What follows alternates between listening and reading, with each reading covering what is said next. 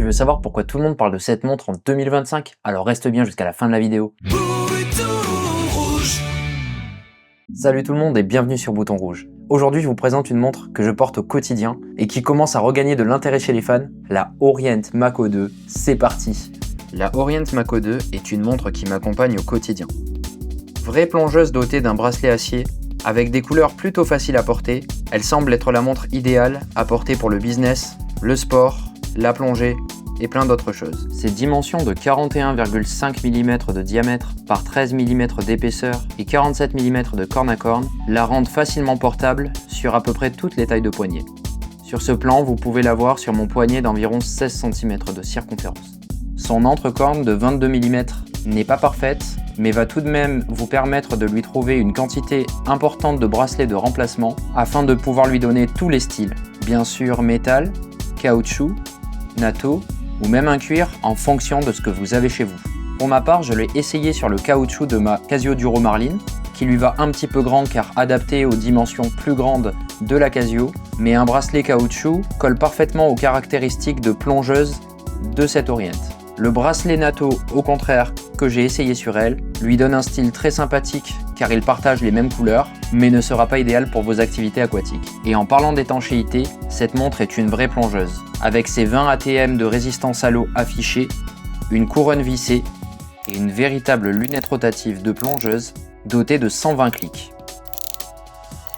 La marque japonaise nous fournit avec cette montre un bracelet en acier inoxydable aux éléments solides, relativement bien fait, quoique un peu large, avec une boucle déployante aux éléments pressés, c'est le petit bémol. Cependant, cette boucle dispose d'une sécurité supplémentaire.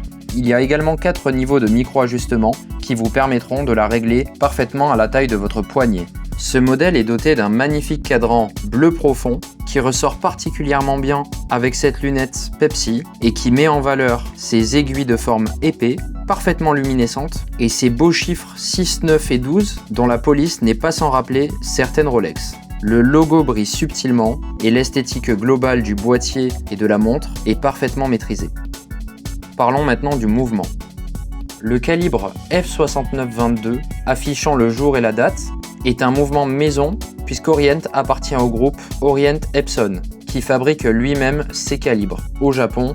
D'ailleurs, on peut voir écrit en toutes petites lettres Japanese Movements. C'est d'ailleurs une belle surprise lorsque nous décidons de dévisser la couronne et de changer la date que le jour de la semaine apparaît en anglais le matin et en espagnol l'après-midi.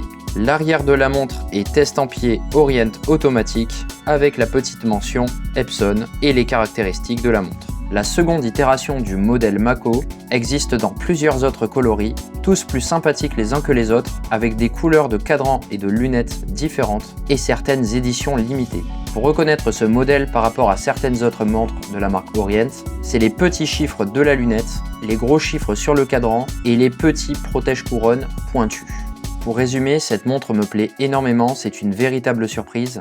Orient revient sur le devant de la scène car il propose de nombreux modèles au rapport qualité-prix très intéressant avec des mouvements automatiques. On pourrait les qualifier d'outsiders de Seiko, légèrement plus discrets mais avec une proposition de valeur unique puisque leurs modèles sont reconnaissables entre mille. D'ailleurs, je dois malheureusement me séparer de la mienne. Si elle t'intéresse, le lien est dans la description. Alors qu'en penser? Pour moins de 300 €, c'est une montre super intéressante, une véritable plongeuse, bien construite, bien finie. Je suis un peu déçu du bracelet de base, car je le trouve simpliste, et bien que la boucle soit sécurisée, certains éléments sont faits d'acier pressé, ce qui pourrait la rendre fragile. Cependant, elle se porte parfaitement au quotidien, est étanche, et j'ai l'impression que tous les bracelets lui vont, et qu'elle accompagne un bon nombre de tenues. Donc si je devais lui mettre une note, je lui mettrais un bon 7, 7,5 sur 10. Et je tiens tout particulièrement à féliciter Orient, qui ne cesse de faire évoluer ses modèles en proposant des couleurs toujours plus attrayantes et en ayant par exemple amélioré la police sur sa lunette. Merci d'avoir regardé cette vidéo. Si la montre t'intéresse, n'oublie pas, il me reste un exemplaire. Je te laisse le lien de mon Vinted ci-dessous. Et bien sûr, si le contenu t'a plu, n'hésite pas à t'abonner à la chaîne, c'est gratuit, et de laisser un commentaire pour me dire ce que tu as pensé de cette montre. D'ailleurs, si tu aimes les plongeuses, j'ai fait juste ici une vidéo où j'essaye de transformer ma Casio Duro en une plongeuse dopée aux hormones. C'était Bouton Rouge, fin de transmission.